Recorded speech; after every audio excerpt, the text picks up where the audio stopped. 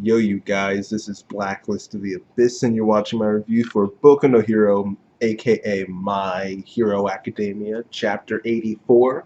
And this chapter was freaking great. Okay? This chapter was freaking great. This is. Uh, oh, oh, this chapter was just.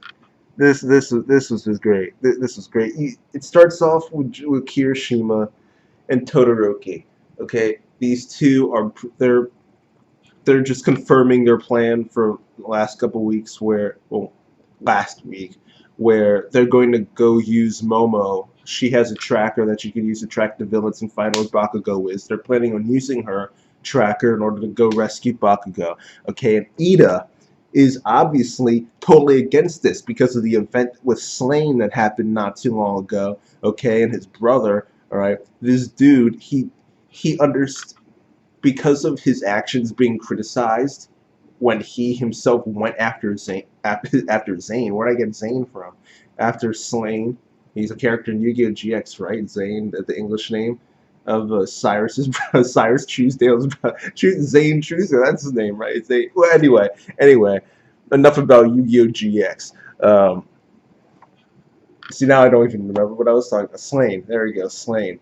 Um, Ida, because Ida, he had his actions criticized back when he went after Slain because it was he let his personal feelings with what happened with Ingenium and everything get in the way of just common sense. With his rank, he just should not be going after big time villains like Slain or any villains really, unless he is specifically told to do so by a hero. All right, and despite the fact that things turned out okay that time, he knows now because of his actions being criticized that what he did was wrong. And now Tokoyami and not Tokoyami, Todoroki and Izuku pretty much Kirishima too, but Izuku he's the main other person is because he was actually there with during the fight with Slain along with Todoroki. Ida is now watching these two make the same mistake or attempt to make the same mistake that he made, even though they were the ones who were there to watch him make that mistake and see how wrong it was to do what he did. Okay, so now he's seeing them act this way, and he's like, no, you can't do this. Don't you understand? You two of all people should know this. And luckily for him, he had Tokoyami on his side and Aoyama's. I, Ao- Aoyama doesn't exactly hold much sway, okay, but you know, it's something, all right. Dude, Aoyama's great. He really is. Like, I shouldn't be messing with him because he's actually really funny. This dude is just funny. But anyway, the point is, it's just a fact he just doesn't hold much sway. He just doesn't. Okay, but Tokoyami does, and he agreed that they shouldn't go after him. All right, and but Suyu came in. She was like the final nail in the coffin. Okay, because she's the one who came in and said that if you guys go, I understand that we all want to get Bakugo back, but if we break the rules and if we go after him, we're no different than the villains because the entire reason why they're villains is it's because they break well that she's saying it's because they break rules. I disagree with that. I think the reason that they're villains is because they attack people and kill people and kidnap people and all that crap. I don't care about rules. Okay, screw that. All right, the police can run a red light if they need to chase after a criminal. Okay, like it's okay to break a few rules every once in a while if you're one of the good guys. The way you tell you're a good guy versus a bad guy is whether the things you're doing are good or bad. Like, so if you're trying to save a friend, you know, friendship effort victory. Weekly Shonen Jump motto. Okay, like literally, it's actually the Weekly Shonen Jump motto. If you're breaking the rules in order to save a friend, then that doesn't make you a villain. It's like in Naruto, okay, with the Kakashi Nobito, the what was the phrase? Those who those who abandon those who abandon the mission are scum, but those who abandon their friends are worse than scum, or something like that. It was something like that. But the point is, it's okay to break the rules. if it's for a friend. That's the weekly Shonen Jump point that's being made here, like as is being made in like every Shonen Jump series. I'm sure you can find that same exact lesson 20 times over in One Piece, 20 times over in Bleach. These guys have made so many exceptions for Ichigo because he's a good guy. Like Rukia literally broke the law by giving him her powers, and she got off. I mean, she didn't really because she got arrested and was going to get executed. But in the end, at the end of the day, everything was fine and everything was good. Okay, like so you can find example of this all throughout Shonen. All right, but so I don't exactly agree with Suyu on this. And apparently neither did Midoriya, neither did Todoroki, neither did Kirish. It didn't. Same with Kirishima. They just did not buy this. Uh, the doctor came in to check up on Isakira, so all the others had to leave. But Kirishima, which was right after the speech from Ida and words from Todoroki, Tokoyami, these freaking names, Tokoyami and Aoyama and Suyu. He's first thing he did was going to be Midoriya and invite him too, right? So, and he was just like, I know you're probably one of the ones that wants to go the most, so I'm inviting you because of that. I don't know if you'll actually be able to go because of your injuries, but I'll invite you anyway, just in case. Okay, so like, and Ida hears this and he's like, are you kidding me? Like, after all we just said, you're going to ignore all of that, and literally the first thing you're going to do is go tell him to come with you? Like, do you see his arms wrapped up? Do you see how injured he is lying in this bed, helpless pretty much? Like, why would you do this? And we actually get more on that later. But yeah. Well, right before I get there, let me just say what the doctor's purpose was in the chapter.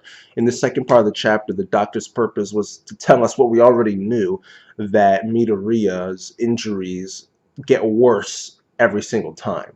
All right, but now we actually have an idea of just what is going to happen. Okay, we get told that if Midoriya keeps breaking his arms like this, maybe 2 more times, 3 more times max, he will lose all function in his arms. Okay, and that's a scary thought. Okay, it actually is, especially for a 15, 16-year-old kid. That's legitimately a scary thought. I've been living with my arms for my entire life. I don't know what I'd be able to do without my arms if I lost them. Like it's scary to think about, really. You know, like there are people who do lose limbs and they learn to live with it, but right after it happens, it's not exactly an easy transition to make. At least I would assume so. Okay, that's what I would assume. And being put in a position where you want to go help your friend, but doing so means you will probably lose all function in both of your arms. Not right away, but like if doctor said 2 or 3 more times, so he technically has uh one free break, okay, that he can do. But even so, that's serious. Like you could tell, Recovery Girl was already mad at him, but now she's just done. She's just like even the doctor said she was pissed off. Okay, like this is serious. This is a big freaking deal. Losing function in your arms like that. That's serious stuff. So when I heard that, I thought, that might be enough to keep him from fighting. Okay. But at the same time, I couldn't imagine him not going, so I thought maybe he'll try to go in like a support kind of role. But it ends up I was kind of right in both ways because they found a way to do this without. Well, the Ki, Kirishima and Todoroki, almost said Tokoyami again. Kirishima and I was literally just about to say Tokoyami after making a joke about confusing the two. Wow. Okay. Kirishima and Todoroki are sitting waiting at the school for Momo, and she does in fact show up, and Midoriya does as well. All right. But before they can really discuss the plan or anything, Ida shows up. Okay. And Ida, this he goes on like a rant here, just an entire monologue, and this scene was fantastic. Okay, this scene right here was fan freaking tastic. I loved it. I was reading this and I was just freaking out, like, oh my gosh, this is so great. I can't believe I'm reading this. This is so great. Okay, like he brought up the stuff with Slain. He compared Midoriya's being hurt to his brother lying in a hospital bed. Okay, and this dude even punched Midoriya, saying, like, telling him to snap out of it. Okay, he even punched Midoriya. This guy was serious. He was like, I care about all of you, and I'm not going to sit here and let you make the same mistake that I did. So even if I have to fight you, I'm going to keep you from going out there and fighting these guys. Okay, like Ida. Let me tell you something about Ida.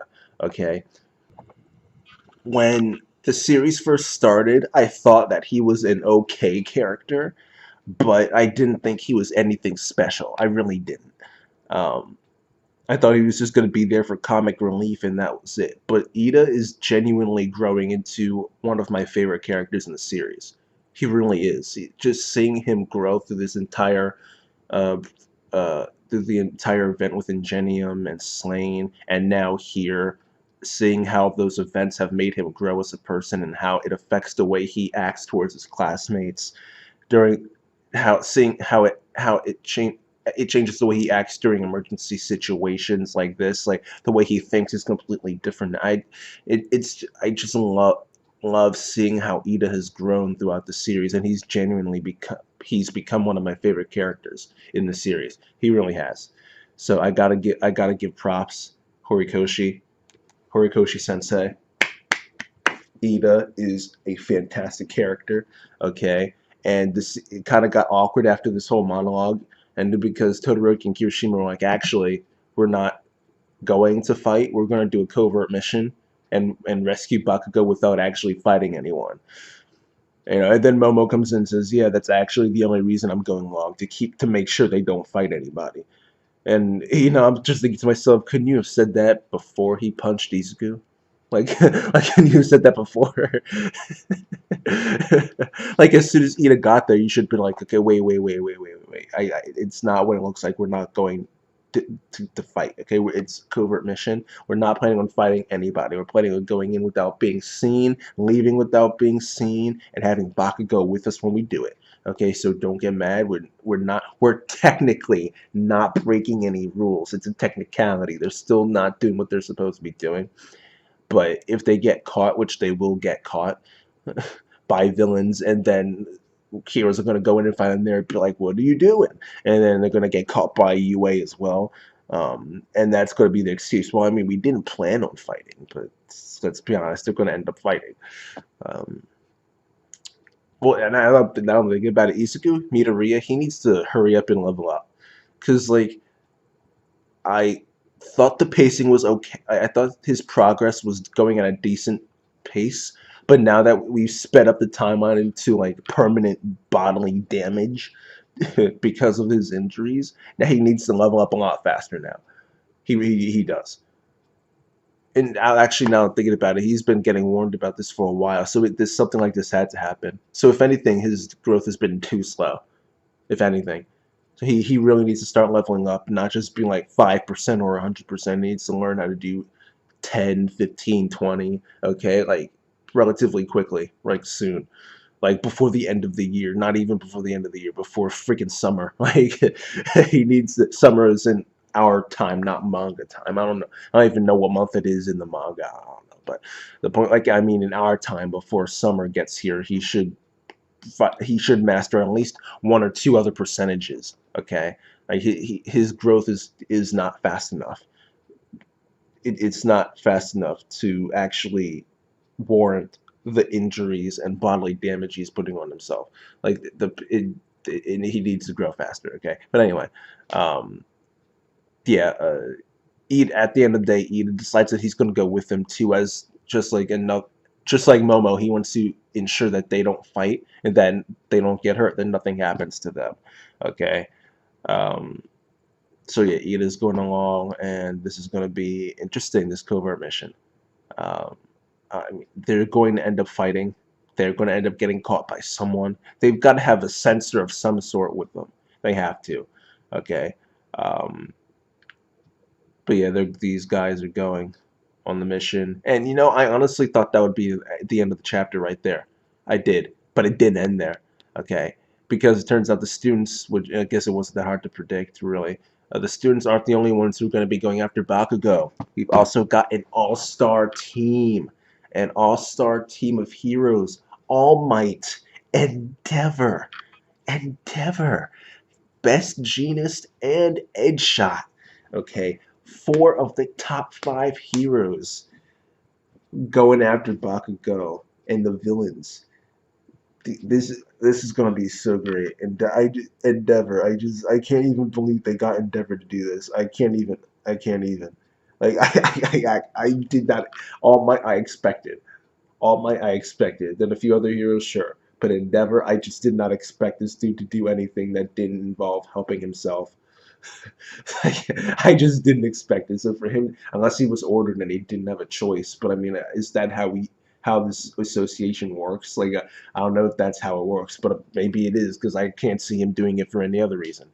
But dude, Endeavor, yeah, I want to see this dude fight, man. I want to see this dude fight. Anyway, that was the second to last part of the chapter. Okay, second to last part of the chapter. The very last page of the chapter was Bakugo with the villains and Shigaraki asking him to join the dark side. Okay. And of course Bakugo says no, but I'm hoping, like I said before, I'm hoping they have a way of just, forcing the issue, okay, and forcing him to come to the dark side, okay, temporarily, not permanently, but temporarily, okay, that we can have an entire arc where it's, but what I want to happen is I want this mission of theirs, this rescue mission, to end in Bakugo becoming a villain and fighting against them, and then leaving with the villains to go to another hideout. And then the heroes and the kids coming back to Yue, disappointed at the fact that they failed Bakugo, and now he's been forced into a villain against his own will. And then I want an entire arc spent on them trying to get Bakugo back. That's what I want. Boom. Boom. Write it. Write it. Horikoshi, I need this. I need this to happen in that exact way, okay? I need it. I need it. So write it. Write it. That's it, you guys. That's it, you guys. My reaction to the chapter, my review for the chapter, and a bunch of other things like Ida, okay? That is it for this review, you guys. That is it for this video. I will give this chapter a 9 out of 10. It was great. It was absolutely, positively great. And yeah, that's it, you guys. World Trigger review will be recorded at some point. Last week was just like the busiest week I've had ever since I graduated from college. It just really was. Okay, I went to Monday Night Raw live on Monday. And I had play practice on Tuesday and Wednesday and Friday. The play itself was on Saturday. And Thursday I went to go see Batman vs. Superman. So for half the entire week last week, I wasn't getting back to my house till 11, 12 at night, midnight, past then even, So I was just busy literally the entire week, okay? Okay.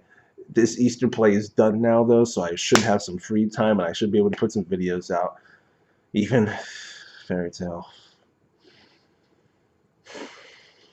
Jacob Lezium, like, oh gosh, I don't even, not. Chapter gets a 9 out of 10, and that's that, you guys. Follow me on Twitter at BlacklistOTA, rate, comment, subscribe, and I will see you guys next time.